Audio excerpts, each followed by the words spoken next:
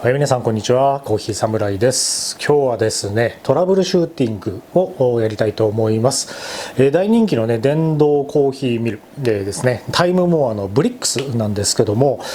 もう発売から何ヶ月か経ちまして、そのなんでしょうね、この分解から組み立てのらへんがですね、ちょっとわからないっていうね、ご質問を結構いただきますので、今日はね、ちょっとブラッシュアップバージョンとして、ちょっとしたコツをね、短い尺で、サクッと紹介したいと思います。それでは皆様ご唱和ください。コーヒーは自由だ。行ってみよう。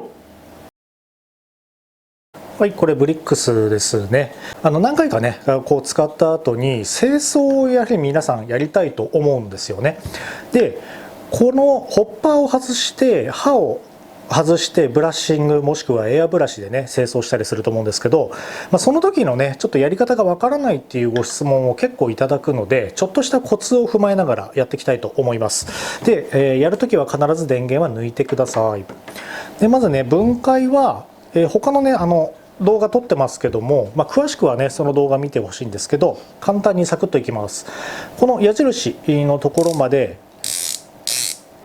こうね、粗挽きもう10になりますよね。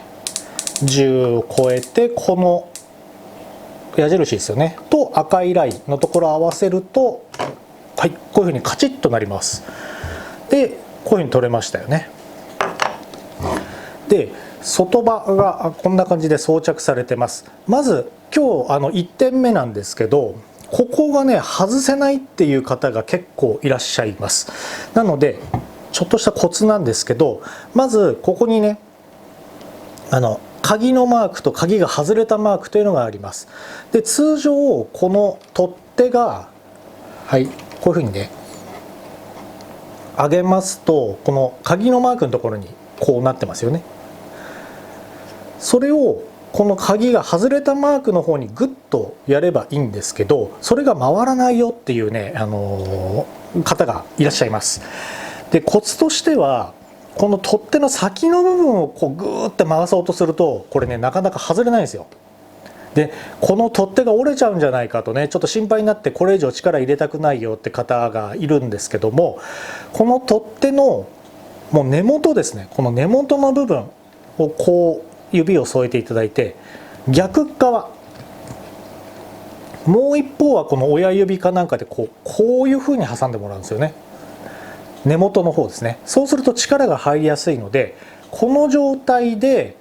こっちですね、反時計回りにグッと押します。根元の方をね力入れる感じで、はい、そうするとこうやってカチッてなりましたよね。上の方を持っちゃうとちょっと怖い、折れちゃうとかなんか折れちゃうような気がして怖いっていうパターンなので、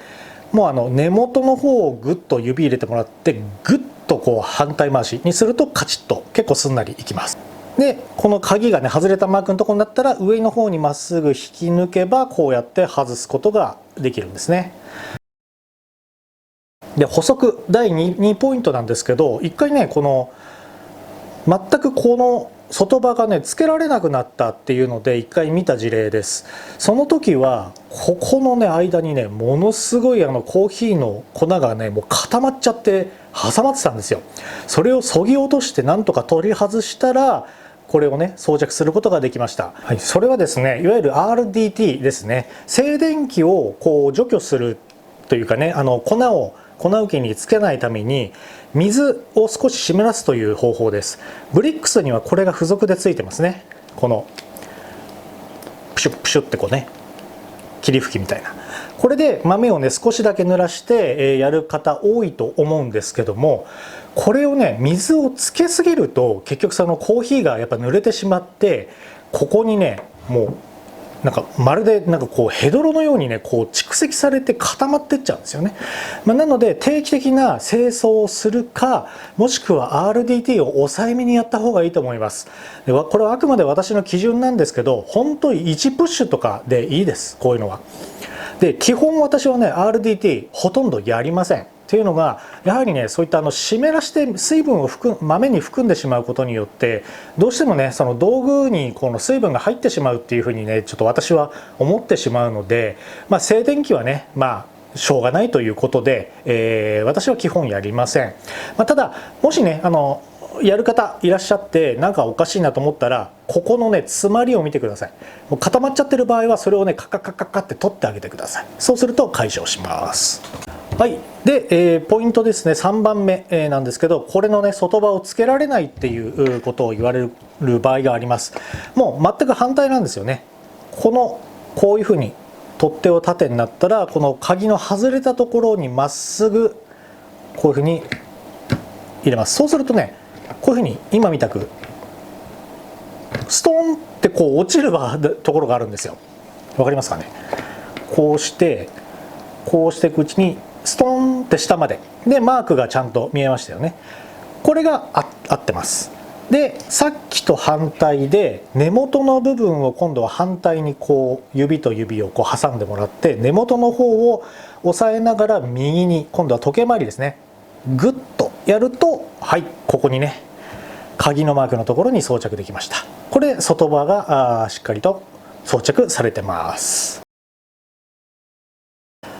はい、で次ですね、これも最近いただいたご質問です。このホッパーがつけられないっていうね、ここにね装着できないっていう事例です。この赤い線とこの矢印をこういうふうに合わせてこう入れますよね。でここから時計回りにこう回すんですけど、それがねなんかうまく回らないよっていう事例です。その場合なんですけど、これはね取り付けのコツでもあるんですけど、矢印と線あったら少しね押しながら、このホッパーを少し押しながら時計回りにグッと回すとこういうふうに装着ができるんですね。例えばなんですけど、こうしてこのちょっと置いてね右に回してもほら回んないですよね。これであれ回んないってなっちゃう場合があるんで、焦らないでください。こうしたら少し押して回す。そうすると回りますので、そこはね、不安がらずに、ちょっとやってみてください。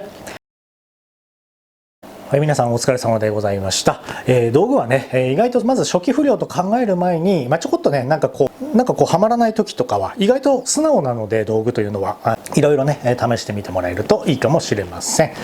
その個体のね癖とかも実はあったりもするので、それはねその道具の良さというか、その癖というかねをぜひねその道具を大事にして、考えてみるのもありかもしれません。